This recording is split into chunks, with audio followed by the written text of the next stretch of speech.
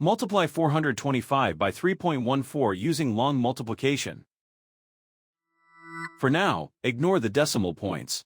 Start with the rightmost digit of the bottom factor, 4.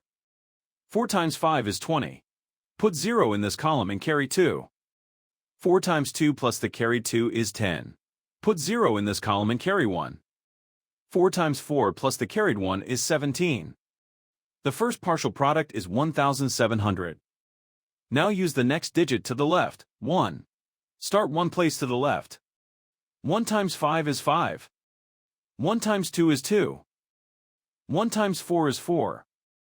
The second partial product is 4,250.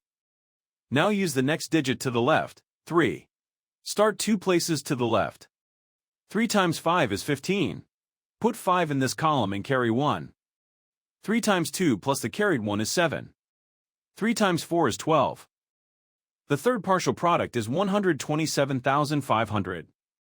Now add the partial products, working from right to left.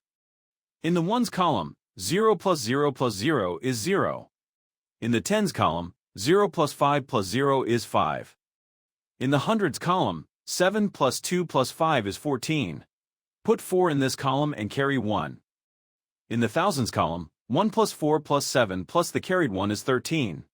Put 3 in this column and carry 1.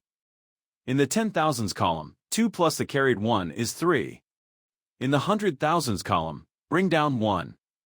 The product of the whole numbers is 133,450. Count the highlighted digits after each decimal point. The factors have 2 decimal places altogether, so the product needs 2 decimal places. Place the decimal point 2 places from the right. 133,450 becomes 1,334.50. That is simply 1,334.5. So 425 times 3.14 is 1,334.5.